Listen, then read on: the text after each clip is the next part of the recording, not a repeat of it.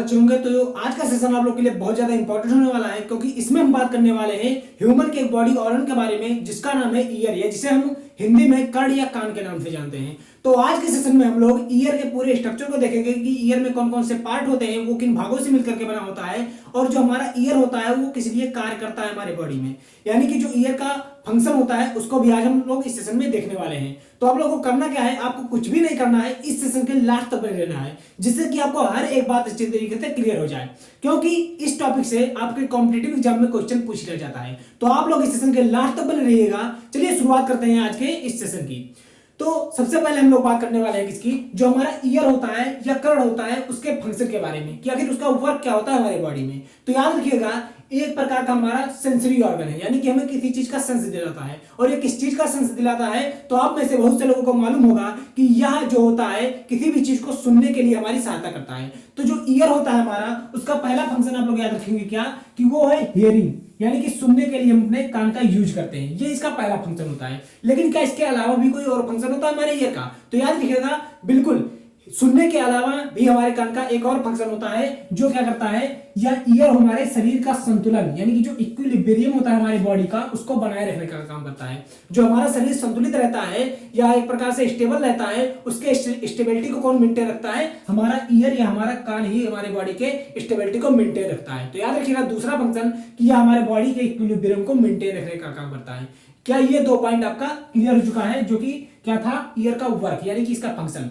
अब आइए बात करते हैं कि जो हमारा ईयर होता है इसके कितने पार्ट होते हैं, यानी कि जो हमारा ईयर या कान है इसके कितने भाग होते हैं, इसको कितने भागों में डिवाइड किया गया है। तो याद रखिएगा, जो हमारा ईयर होता है उसको हम कुल 3 भागों में डिवाइड कर सकते हैं, और उन भागों को हम स्टेप बाय स्टेप डिटेल से पढ़ने वाले हैं। तो आप लोग इस फिगर में देखिएगा, यहां पर आपको आपके ईयर का स्ट्रक्चर दिख रहा होगा, ठीक है। तो इस ईयर का जो स्ट्रक्चर है इसको हमने 3 भागों में डिवाइड किया है। सबसे पहले जो बाहर का वाला पोर्शन है इसको हम बोलते हैं क्या, एक्सटर्नल ईयर, यानी कि आउटर ईयर के नाम से भी इसे जाना जाता है, जिसे हिंदी में हम बोलते हैं बाह्य कर्ण। क्लियर सी बात। और उसके ठीक अंदर आप देख रहे होंगे कि आपको मध्य कर्ण दिख रहा होगा, जिसको हम बोलते हैं इंग्लिश में मिडिल ईयर। और सबसे पीछे की तरफ आपको या अंदर की तरफ आपको दिखता है क्या, इंटरनल ईयर, या जिसे हम बोलते हैं अंतःकर्ण, या इसी को इनर ईयर के नाम से भी जाना जाता है। तो ये 3 भाग होते हैं आपके कर्ण के। अब हम स्टेप बाय स्टेप एक एक भाग को अच्छी तरीके से डिटेल से पढ़ने वाले हैं। तो सबसे पहले हम देख लेंगे क्या, एक्सटर्नल ईयर, या जिसे हम बाह्य कर्ण बोलते हैं, या जिसे आउटर ईयर के नाम से भी जाना जाता है। तो आप लोग इस फिगर में अच्छी तरीके से देख लीजिए,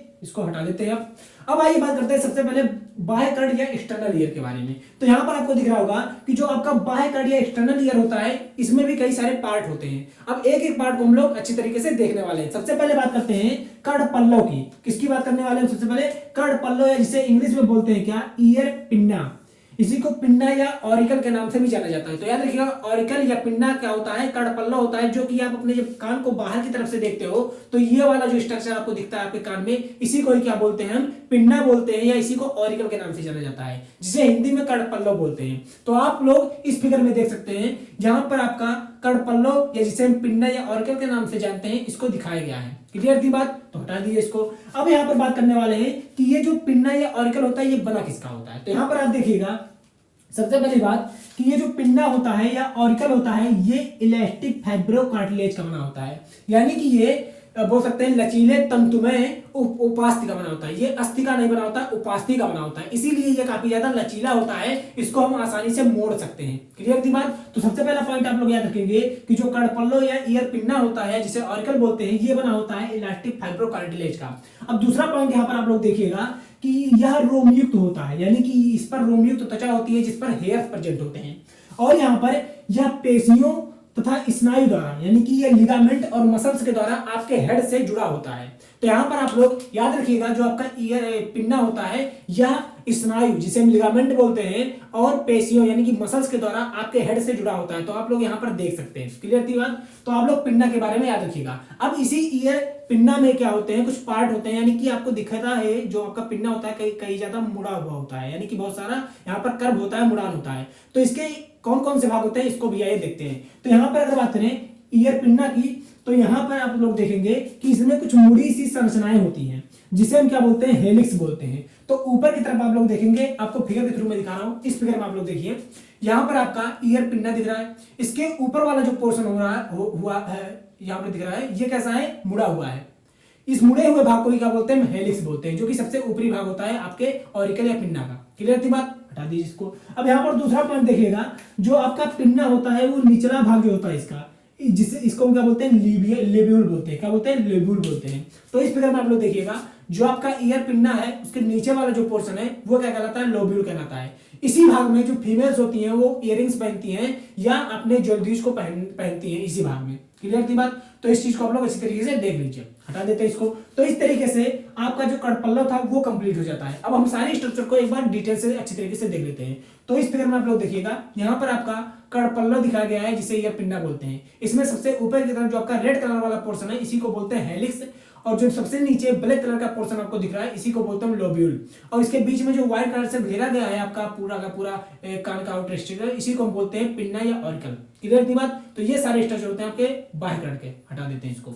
अब हम बात करते हैं बाह्य कर्ण में दूसरे भाग की, जिसको हम बोलते हैं क्या, बाह्य श्रवण गुहा। क्या बोलते हैं, बाह्य श्रवण गुहा, या इसी को हम बोलते हैं एक्सटर्नल ऑडिटरी कैनाल। क्या बोलते हैं, एक्सटर्नल ऑडिटरी कैनाल। अब इसमें सबसे पहला पॉइंट क्या है कि यह 2.5 सेंटीमीटर यानी कि 2.5 सेंटीमीटर लंबी नली होती है, जो रोमयुक्त होती है तथा टेम्पोरल बोन से ये घिरा होता है। तो आप लोग इस फिगर में देखिएगा, यहाँ पर आपको दिखाया गया है क्या, एक्सटर्नल ऑडिटरी कैनाल, जो कि आपके बोल सकते हैं पिन्ना के ठीक अंदर की तरफ जाता है। यानी कि पिन्ना जो होता है वो एयर को स्टोर करने का काम करता है और इसको कहां पर भेज देता है, इस एक्सटर्नल ऑडिटरी कैनाल में, यानी कि जो आपकी बाह्य श्रवण गुहा होती है इसमें इसको भेज देता है। तो यहाँ पर जो आपको लंबी नली दिख रही होगी 2.5 सेंटीमीटर की, इसी को ही क्या बोलते हैं, हम एक्सटर्नल ऑडिटरी कैनाल बोलते हैं, जो कि आपको यहाँ पे लिखा हुआ दिख भी रहा होगा।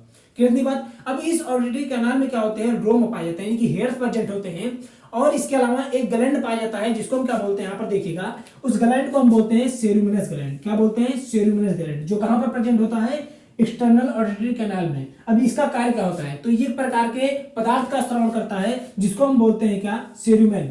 अब ये जो सेरुमेन होता है इसी को हम किस नाम से जानते हैं, ईयर वैक्स के नाम से जानते हैं, यानी कि इसी को हम ईयर वैक्स या सेरुमेन कहते हैं, जो कि सेरुमिनस ग्लैंड से निकलता है। अब इसका कार्य क्या होता है, तो आपको मालूम होना चाहिए कि जो आपका ईयर होता है उसमें एयर तो आ रहा है, लेकिन एयर में बहुत सारे बैक्टीरिया हो सकते हैं, वायरस हो सकते हैं, फंगस हो सकते हैं। तो उन सभी से प्रोटेक्शन के लिए जो ग्लैंड होता है जिसको हम सेरुमिनस ग्लैंड कहते हैं, वो प्रेजेंट होता है हमारे ऑडिटरी कैनाल में, जो एक प्रकार के पदार्थ का सिक्रीजन करता है जिसको हम बोलते हैं क्या, सेरुमन या ईयर वैक्स। ये क्या करता है, इन चीजों को अपने ऊपर चिपका लेता है और बाद में ये हमारे कान से बाहर निकल जाता है। ठीक है, इस चीज को आप लोग याद रखिएगा इस ग्लैंड के बारे में। तो आप लोग को मैं फिगर के थ्रू यहाँ पर दिखा रहा हूँ। इस फिगर में आप लोग देखिएगा, यहाँ पर आपको एक्सटर्नल ऑडिटरी कैनाल दिखाया गया है और इसके ठीक अंदर की तरफ आपको एक बोल सकते हैं मेम्ब्रेनस स्ट्रक्चर दिख रहा होगा। इसको क्या बोलते हैं, तो इसको हम बोलते हैं क्या, टिम्पैनिक मेम्ब्रेन। इसको बोलते हैं टिम्पैनिक मेम्ब्रेन, या इसी को ईयर ड्रम के नाम से जानते हैं, जिसे हिंदी में हम कान का पर्दा बोलते हैं। तो 2.5 सेंटीमीटर ऑडिटरी कैनाल के ठीक अंदर की तरफ आपको टिम्पैनिक मेम्ब्रेन दिख रहा होगा, जिसको हम ईयर ड्रम बोलते हैं, या हिंदी में इसे कान का पर्दा बोलते हैं। तो इस फिगर में आप इसको देख सकते हैं। ठीक है, अब इसको हटा देते हैं। आप लोग इस फिगर में देखिएगा, यहाँ पर भी सारी चीजों को आपको डिटेल से दिखाया गया है। अच्छी तरीके से आप चीजों को देख लीजिएगा, जो कि एक्सटर्नल ईयर का पूरा स्ट्रक्चर यहाँ पर दिखाया गया है। क्लियर थी बात, हटा देते हैं इसको। तो यहाँ पर आपका एक्सटर्नल ईयर कंप्लीट हो जाता है। अभी एक पॉइंट और देखते हैं यहाँ पर क्या, कि यह जो कैनाल होता है, कौन सा कैनाल, ऑडिटरी कैनाल, यह 2.5 सेंटीमीटर का होता है और यह टिम्पैनिक मेम्ब्रेन, जिसे हम ईयर ड्रम कहते हैं, वहां तक जाता है। यानी कि ऑडिटरी कैनाल टिम्पैनिक मेम्ब्रेन यानी कि ईयर ड्रम, जिसे हम कान का पर्दा बोलते हैं, वहां तक ये फैला होता है। अब टिम्पैनिक मेम्ब्रेन के बाद वाला जो हिस्सा होता है उसको हम बोलते हैं क्या, मध्यकर्ण। उसको बोला जाता है मध्यकर्ण या मिडिल ईयर। अब मिडिल ईयर में कौन कौन से पार्ट होते हैं, इसको आइए देखते हैं। तो सबसे पहला पार्ट जो होता है मिडिल ईयर में, उसको हम बोलते हैं ऑडिटरी ऑस्कल, या इसी को हम ईयर ऑस्कल के नाम से जानते हैं। अब ऑस्कल का मतलब होता है कि कान में जितनी भी हड्डियां प्रेजेंट होती हैं उन्हीं को ऑस्कल बोल दिया जाता है, क्योंकि ये हड्डियां सुनने के काम में आती हैं, यानी कि सुनने का फंक्शन को जनरेट करती हैं, इसीलिए इनको ऑडिटरी ऑस्कल बोला जाता है। अब ये कितने प्रकार की हड्डियां होती हैं, तो याद रखिएगा ये 3 टाइप्स की बोन होती हैं, जो कि आपके लेफ्ट और राइट दोनों ईयर में प्रेजेंट होती है। यानी कि हम बोल सकते हैं कि ये 3 जोड़ी बोन्स होती हैं, जो कि आपके दोनों कान में प्रेजेंट होती हैं, 3-3 की संख्या में। अब आप देखेंगे तो जो सबसे पहला आपका ईयर ऑस्कल है उसको हम बोलते हैं क्या, मैलियस।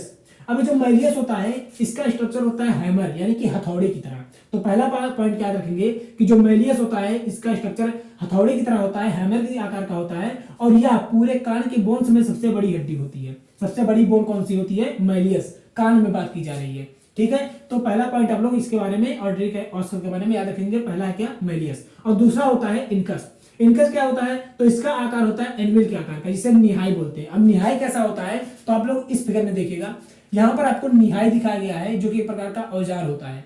इसी के आकार का क्या होता है, आपके इनकस का स्ट्रक्चर होता है। क्लियर बात, हटा देते हैं इसको। तो यह निहाई या एनविल के आकार का होता है, और यह मेलियस और स्टेपीज को जोड़े रखता है। यानी कि जो मेलियस है और स्टेपीज है, इन दोनों हड्डियों को कौन जोड़े रखता है, ये इनकस जोड़े रखता है, यानी कि इनके बीच में पाया जाता है। और सबसे आखिरी में जो आता है ऑस्कल, उसको बोलते हैं स्टेपीज। अब ये जो स्टेपीज होता है, यह स्ट्रप के आकार का होता है, जिसे हिंदी में रकाब बोलते हैं। अब रकाब या स्ट्रप क्या होता है, तो इस फिगर में आप लोग देखिएगा, यहाँ पर आपको स्ट्रप या रकाब दिखाया गया है। इस तरीके से यहाँ पर ये इस तरीके से अर्धगोले के समान संरचना होती है। ठीक है बात, तो इसी के आकार का क्या होता है, आपका स्टेपीज होता है। हटा देते हैं इसको। अब इसके बाद दूसरा पॉइंट क्या है कि यह एक तरफ से किससे जुड़ा होता है, इनकस से। यह एक तरफ से इनकस से जुड़ा होता है, और दूसरी तरफ से ये फेस्टेरा ओवलिस से जुड़ा होता है। फेस्टेरा ओवलिस से जुड़ा होता है, यानी कि एक प्रकार की क्या होती है, ये ओवल विंडो होती है, एक प्रकार का छिद्र होता है, जिससे क्या जुड़ा होता है, ये स्टेपीज जुड़ा होता है दूसरी तरफ। तो ये स्टेपीज था। और स्टेपीज आपके कान की सबसे छोटी हड्डी होती है, या पूरे शरीर की सबसे छोटी हड्डी होती है। ये पॉइंट आप लोग याद रखेंगे। आपके शरीर की सबसे छोटी हड्डी कौन सी है, स्टेपीज है, जो आपके कान में पाई जाती है। ठीक है बात, तो ये ईयर ऑस्कल होते हैं। अब आपको मैं इनको फिगर के थ्रू भी दिखा देता हूं। आप लोग इस फिगर में देखिएगा, यहाँ पर आपको मिडिल ईयर दिखाया गया होगा, मिडिल ईयर का पोर्शन, जिसमें आपके तीनों ऑर्डिनरी ऑस्कल या ईयर ऑस्कल मिल रहे होंगे। जिनमें सबसे ऊपर आपको दिख रहा होगा मेलियस, उसके ठीक नीचे इनकस, और सबसे नीचे स्टेपीज। और ये जो स्टेपीज है, ये जुड़ा हुआ है ओवल विंडो से। ठीक है, और ओवल विंडो के ठीक नीचे एक और विंडो पाई जाती है। ठीक है, जिसको ओवल विंडो के नीचे, जिसको हम क्या बोलते हैं, आउटर विंडो बोलते हैं। ठीक है, इस तरीके से आपका पूरा स्ट्रक्चर होता है। अब यहाँ पर आप लोग इस फिगर को हटा देते हैं, दूसरे फिगर में देखिएगा, यहाँ पर आपका जो मैंने दिखाया था स्टेपीज का स्ट्रक्चर सबसे नीचे, वो किस तरीके से था, यह था स्ट्रप या रकाब के जैसा। तो आप लोग रकाब और इस स्टेपीज के स्ट्रक्चर को देखिए, दोनों कहीं ना कहीं एक समान दिखते होंगे। तो यहाँ पर सारी चीजें आपकी क्लियर हो चुकी हैं, जो कि ऑर्डिनरी ऑस्कल थी, जो कि मिडिल ईयर में पाया जाता है। क्लियर है इतनी बात, हटा देते हैं इसको। अब आइए बात करते हैं दूसरे भाग की मिडिल ईयर की, जिसको हम बोलते हैं क्या, ऑर्डिनरी मसल। जो ऑर्डिनरी मसल होते हैं, ये भी दो टाइप के होते हैं। पहला होता है टेंसर टिम्पैनी, और दूसरा होता है क्या, स्टेपीडिया मसल। अब जो टेंसर टिम्पैनी होता है, इससे जुड़ा होता है आपका कौन सा बोन, मेलियस, यानी कि मेलियस बोन इसी टेंसर टिम्पैनी मसल से जुड़ा होता है। और जो दूसरा मसल होता है, इसको बोलते हैं स्टेपीडिया मसल। ये जो स्टेपीडिया मसल होता है, इससे जुड़ा होता है आपकी सबसे छोटी हड्डी कान की, जिसे स्टेपीज बोलते हैं। तो आप लोग इस फिगर में देखिएगा, यहाँ पर आपको टेंसर टिम्पैनी और आपका वो स्टेपीडियल मसल दिखाया गया है। टेंसर टिम्पैनी से कौन सा आपकी बोन जुड़ी हुई है, मेलियस, जो कि कान में पाई जाती है मध्यकर्ण में, और दूसरा जो होता है स्टेपीज, वो जुड़ा होता है किससे, स्टेपीडियल मसल से। आपको इस फिगर में अच्छी तरीके से दिख रहा होगा। क्लियर बात, हटा देते हैं इसको। अब तीसरा भाग जो होता है मिडिल ईयर का, उसको हम बोलते हैं क्या, यूस्टेशियन नलिका, या यूस्टेशियन ट्यूब बोला जाता है इसे इंग्लिश में। अब जो यूस्टेशियन ट्यूब होता है, ये 4 सेंटीमीटर लंबी नलिका होती है। कितनी सेंटीमीटर, 4 सेंटीमीटर नलिका होती है। और ये कहां पर खुलती है, तो याद रखिएगा, ये आपके नोजोफेरिंक्स में जाकर के खुलती है। तो ये कहां पर खुलती है, नोजोफेरिंक्स में जाकर खुलती है। यानी कि ये जो यूस्टेशियन नलिका होती है, ये नोजोफेरिंक्स में, जो आपके बोल सकते हैं यूवला होता है, अंदर की तरफ आप अपने मुंह को ओपन करते हो तो एक लटकी हुई सांचा दिखाई देती है, उसी को यूवला बोलते हैं। और उसी के पीछे एक छिद्र होता है, जहां पर ये खुलता है कौन, यूस्टेशियन ट्यूब। अब ये कार्य क्या करता है, तो याद रखिएगा, आपके कान के जो एक्सटर्नल ईयर होता है, वहां से तो एयर आती है, लेकिन अंदर से भी आपका जो यूस्टेशियन नलिका होती है, इसके द्वारा भी एयर आपके कान में जाता है। जिसकी वजह से क्या होता है, जो कान का पर्दा, जिसे ईयर ड्रम बोला था हमने, उसके दोनों तरफ का जो एयर का प्रेशर होता है, वो काफी ज्यादा मेंटेन रहता है। तो इसका ये कार्य होता है कि कान में जो एयर का प्रेशर है, उसको मेंटेन रखने का काम करता है कौन, यूस्टेशियन ट्यूब। अब आपको मैं इसके फिगर के थ्रू दिखा देता हूं। इस फिगर में आप लोग देखिएगा, यहाँ पर आपको मध्य कान में यूस्टेशियन ट्यूब दिख रहा होगा, जो कि कहां पर खुला होगा, आपके नोजोफेरिंक्स में जाकर खुलता है। क्लियर बात, तो ये था स्ट्रक्चर आपकी यूस्टेशियन ट्यूब का। अब इसको हटा देते हैं, तो आपका यहाँ पर मध्य कड़ या मिडिल ईयर भी कंप्लीट हो जाता है। अब आइए बात करते हैं अंतःकड़, जिसे इनर ईयर या इंटरनल ईयर के नाम से जानते हैं। तो यहाँ पर आप लोग देखिएगा, जो अंतःकड़ होता है, इसमें भी कई सारे पार्ट होते हैं। सबसे पहला पार्ट होता है इसका सेमी सर्कुलर कैनाल। अभी जो सेमी सर्कुलर कैनाल होता है, ये क्या होते हैं, तो याद रखिएगा, ये 3 आपस में जुड़ी हुई फ्लूइड फिल्ड ट्यूब होती है। यानी कि इसमें द्रव भरा होता है। क्या भरा होता है, द्रव भरा होता है। और ये इनकी संख्या कितनी होती है, 3 होती है, जो एक दूसरे से जुड़ी होती है। अब याद रखिएगा, ये सभी नलिकाएं, जो 3 यहाँ पर नलिकाओं की बात की गई है, ये कौन कौन सी नलिकाएं होती हैं, तो इनमें सबसे पहला है इंटीरियर कैनाल, दूसरा होता है पोस्टीरियर कैनाल, और तीसरा होता है क्या, लिटरल कैनाल। ये 3 तरीके की आपकी सेमी सर्कुलर कैनाल होती है, जो एक दूसरे के 90 अंश पर प्रेजेंट होती है। तो ये एक दूसरे के बोल सकते हैं राइट एंगल पर या 90 अंश पर प्रेजेंट होती है। अब यहाँ पर देखिएगा, जो इंटीरियर कैनाल होता है और ये पोस्टीरियर और लिटरल कैनाल होता है, इनका एक सिरा फूला हुआ होता है और उस फूले हुए सिरे को हम क्या बोलते हैं, एम्पुला बोलते हैं। तो आपको मैं इसे फिगर के थ्रू भी दिखाता हूं। आप लोग इस फिगर में देखिएगा, यहाँ पर आपको सेमी सर्कुलर कैनाल दिख रहा होगा जो कि इनर ईयर में प्रेजेंट है। अब इनमें से आपको इंटीरियर और पोस्टीरियर कैनाल जो दिख रहा होगा वो एक दूसरे के बोल सकते हैं वर्टिकल प्रेजेंट है, वर्टिकली प्रेजेंट है। और जो आपका लिटरल कैनाल है, ये जिसे हम बोल सकते हैं लिटरल कैनाल, ये कैसा प्रेजेंट है, ये हॉरिजॉन्टली प्रेजेंट है, यानी कि क्षैतिज रूप में प्रेजेंट है। तो ये तीन तरीके के आपके क्या होते हैं, सेमी सर्कुलर कैनाल होते हैं, जिनका एक सिरा आपको फूला हुआ दिख रहा होगा। इस फूले हुए सिरे को क्या बोलते हैं, इस फूले हुए सिरे को हम एम्पुला बोलते हैं। ठीक है, तो इस चीज को आप लोग यहाँ पर देख लीजिएगा, हटा देते हैं इसको। अब इसके बाद आता है दूसरा पार्ट आपके अंतःकरण का, जिसको हम बोलते हैं क्या, वेस्टिब्यूल, जिसे हिंदी में प्रकोष्ठ बोला जाता है। अब ये वेस्टिब्यूल क्या होता है, तो इस भाग में दो वेस्म पाए जाते हैं। वेस्टिब्यूल जो होता है एक फूला हुआ भाग होता है, एक चैम्बर रूपी संरचना होती है जिसमें दो वेस्म होते हैं, एक होता है यूट्रिकुलस और दूसरा होता है सैकुलस। और जो यूट्रिकुलस है और सैकुलस है, ये आपस में एक नलिका द्वारा जुड़ी होती है, जिसको हम बोलते हैं क्या, सैकुलो यूट्रिकुलर ट्यूब। क्या बोलते हैं, सैकुलो यूट्रिकुलर डक्ट या ट्यूब बोलते हैं। ठीक है, तो इस नलिका के द्वारा ये यूट्रिकुलस और सैकुलस जो दोनों वेस्म है आपस में जुड़े होते हैं। अब आप लोग इस फिगर में देखिएगा, यहाँ पर आपको दिखाया गया है वेस्टिब्यूल, जो कि सेमी सर्कुलर कैनाल के ठीक नीचे की तरफ प्रेजेंट है। यहाँ पर आपको दो सर्कुलर संरचनाएं दिख रही होंगी, ये इन्हीं को क्या बोलते हैं, वेस्म बोलते हैं, जिनमें से एक होता है यूट्रिकुलस और दूसरा होता है सैकुलस। ठीक है, और ये दोनों आपस में नलिका द्वारा जुड़ी होती हैं, जिनको क्या बोलते हैं, सैकुलो यूट्रिकुलर डक्ट के नाम से जानते हैं। क्लियर, इतनी बात, हटा देते हैं इसको। अब इसके बाद आता है तीसरा पार्ट इनर ईयर का, जिसको हम बोलते हैं कॉन्क्रिया। क्या बोलते हैं, कॉक्लियर। अब जो कॉक्लियर होता है ये एक कुंडलित नलिका होती है। क्या होती है, एक कुंडलित नलिका होती है जो र्यूनियस डक्ट के द्वारा सैकुलस द्वारा जुड़ी होती है, जो र्यूनियस डक्ट के द्वारा सैकुलस भाग से जुड़ी होती है। ये जो सैकुलस आपको सर्कुलर संरचना दिख रही थी आपके वेस्टिब्यूल में, इसी के द्वारा कौन जुड़ा होता है, आपका कॉल्किरिया जुड़ा होता है। अब यहाँ पर याद रखिएगा, अगर मैं कॉल्किरिया की स्ट्रक्चर आपको दिखाऊं तो इस प्रकार में आप लोग देखिएगा, ये जो आपको ग्रीन कलर का पोर्शन दिख रहा है इस स्ट्रक्चर में, इसी को क्या बोलते हैं, कॉल्किरिया बोलते हैं। अब इसमें अगर देखा जाए इसके इंटरनल स्ट्रक्चर को, यानी कि इसके आंतरिक संरचना को अगर देखें तो इनमें तीन कंपार्टमेंट दिखाई देते हैं। क्या दिखाई देते हैं, इसमें तीन कंपार्टमेंट दिखाई देते हैं। अब इसको हटाकर इस फिगर में देखिएगा आप लोग, इस फिगर में आपको इस जो का कॉन्क्लियर था इसके अंदर तीन कंपार्टमेंट दिख रहे होंगे। सबसे पहला कंपार्टमेंट होता है स्केला वेस्टिबुलाई, सबसे पहला कंपार्टमेंट जो है ऊपर का वो है स्केला वेस्टिबुलाई, उसके ठीक नीचे होता है स्केला मीडिया और सबसे नीचे होता है कौन, स्केला टिम्पैनी। ये तीन तरीके के कंपार्टमेंट होते हैं, कहां पर, कॉन्क्लियर में। क्लियर इतनी बात। अब यहाँ पर देखिएगा, जो स्केला वेस्टिबुलाई होता है इसमें पेरीलिम्ब भरा होता है, और जो स्केला मीडिया होता है इसमें इंडोलिम्ब भरा होता है, और जो स्केला टिम्पैनी होता है इसमें भी पेरीलिम्ब भरा होता है। यानी कि स्केला टिम्पैनी और स्केला वेस्टिबुलाई में पेरीलिम्ब भरा होता है, लेकिन जो स्केला मीडिया होता है इसमें इंडोलिम्ब भरा होता है। इस चीज को आप लोग याद रखेंगे। और ये तीनों कंपार्टमेंट होते हैं जो कहां पर पाए जाते हैं, कॉन्क्लियर में पाए जाते हैं। इस चीज को आप लोग याद रखिएगा। तो इस फिगर में भी आप जो लोग देखिएगा, यहाँ पर आपको तीनों कंपार्टमेंट दिख रहे होंगे, स्केला वेस्टिबुलाई, स्केला मीडिया और स्केला टिम्पैनी, जिसमें आपको दिख रहा होगा जो स्केला वेस्टिबुलाई है उसमें पेरीलिम्ब भरा हुआ है और स्केला टिम्पैनी में भी पेरीलिम्ब भरा हुआ है, लेकिन जो बीच में स्केला मीडिया दिख रहा होगा इसमें इंडोलिम्ब भरा हुआ है। तो इस स्ट्रक्चर को आप लोग इस तरीके से देख लीजिए। ठीक है, इतनी बात, तो हटा देते हैं इसको। तो इस तरीके से आपने अपने कान के सभी पार्ट को क्लियर कर लिया है, जिसमें तीन पार्ट में डिवाइड था आपका कान, एक्सटर्नल और मिडिल और इसके बाद इनर। तो इसमें से आपने तीनों भागों में जो जो पार्ट प्रेजेंट होते हैं उन चीजों को आपने अच्छी तरीके से देख लिया है। अब आइए बात करते हैं जो हमारे कान का फंक्शन होता है, मेन फंक्शन क्या है, सुनने का। तो किस तरीके से कोई भी साउंड हमें सुनाई देती है, इसको हम आइए देख लेते हैं। तो आप लोग यहाँ पर देखिएगा, सबसे पहला पार्ट जो होता है यहाँ पर कि मैकेनिज्म ऑफ हेयरिंग, यानी कि सुनने का तरीका क्या होता है, मेथड क्या होता है, किस तरीके से हमें सुनाई देता है कोई भी चीज। तो होता क्या है कि साउंड वेव प्रोड्यूस वाइब्रेशन, यानी कि कोई भी जो बोल सकते हैं ध्वनि तरंगे होती हैं वो क्या उत्पन्न करती हैं, वाइब्रेशन उत्पन्न करती हैं। अब ये वाइब्रेशन क्या होता है, ऑरिकल इकट्ठा कर लेता है, यानी कि जो वाइब्रेशन उत्पन्न हो रहा है उसको ऑरिकल, या जिसे हमने पिन्ना बोला था, जिसे हिंदी में क्या बोलते हैं, कर्णपल्लव बोलते हैं। तो इस फिगर में देखिएगा ये स्ट्रक्चर, यानी कि कर्णपल्लव या पिन्ना, ये क्या करता है, पूरे के पूरे जो ध्वनि के द्वारा वाइब्रेशन उत्पन्न हुआ है उसको कलेक्ट कर लेता है और इसको भेज देता है कहां पर, ऑडिटरी कैनाल में। ऑडिटरी कैनाल में बाय साउंड गुहा, आप लोग इस फिगर में देखिएगा, यहाँ पर आपको ऑडिटरी कैनाल दिखाया गया है। यहाँ पर जो आपका पिन्ना या ऑरिकल होता है इस ध्वनि को भेज देता है। इसके बाद ऑडिटरी कैनाल के अंदर की तरफ आपको एक मैंने बोला था मेम्ब्रेन स्ट्रक्चर मिलता है, जिसको हमने क्या बोला था, टिम्पैनिक मेम्ब्रेन बोला था, या इसी को क्या बोला जाता है, ईयर ड्रम, या जिसे कान का पर्दा बोलते हैं हिंदी में। तो यहाँ पर ये आकर टकराता है, जिसका कारण ये वाइब्रेट उत्पन्न करता है। अब ये जो वाइब्रेट होता है ये क्या होता है, मिडिल ईयर में प्रेजेंट जो आपके ईयर ऑस्कल्स होते हैं वहां पर ये जाकर टकराता है।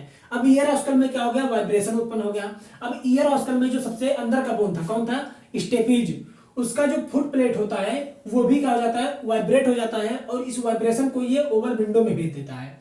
अब ओवल विंडो में जब ये वाइब्रेशन चला जाता है तो इसके बाद जो ओवल विंडो में इंडोलिम्फ भरा होता है, मैंने बताया था ना यहाँ पर जो आपका कॉल क्लियर था, इसमें कई सारे द्रव भरा होता है जिसको इंडोलिम्फ और पेरिलिम्फ बोल रहे थे। तो ये जो इंडोलिम्फ होता है ये क्या होता है, वाइब्रेट करने लगता है, जो कि कॉन्केव में भरा होता है, मैंने आपको यहाँ पर बताया। तो ये वाइब्रेट होने लगेगा और इसके द्वारा वाइब्रेशन से नर्व इंपल्स उत्पन्न होते हैं, और ये जो नर्व इंपल्स होते हैं ये कहाँ पर चले जाते हैं, हमारे ब्रेन में, और ब्रेन के जिस हिस्से में ये नर्व इंपल्स जाते हैं इसको हम बोलते हैं सेरिबरम। और यहाँ से हमें सारी बातें समझ में आती हैं कि हमारा साउंड किस तरीके का है और इसके मतलब हमारा मीनिंग क्या होता है, इससे भी चीजें हमें समझ में आ जाती हैं। तो इस तरीके से क्या होता है, हमारे कान के हियरिंग का मैकेनिज्म आपको पता चल गया है। तो आई होप आपको सारी बातें ईयर स्ट्रक्चर को लेकर के क्लियर हो चुकी होंगी और इससे बाहर एक भी क्वेश्चन आपके कॉम्पिटिटिव एग्जाम में पूछा नहीं जाएगा। तो आप लोग इस चीज सारी चीजों को अच्छी तरीके से याद रख लीजिएगा, मेमोराइज कर लीजिएगा, जिससे कि आपको हर एक बात अच्छी तरीके से क्लियर हो जाए। तो आई होप आपको सारी बातें समझ में आ गई होंगी। अगर आपको आज का सेशन अच्छा लगा तो सेशन को लाइक कीजिएगा, चैनल पर नए तो चैनल को सब्सक्राइब जरूर कीजिएगा। तो फिर मिलेंगे एक नए सेशन में एक नए टॉपिक को लेकर के, तब तक के लिए आप सभी को टाटा बाय बाय, जय हिंद।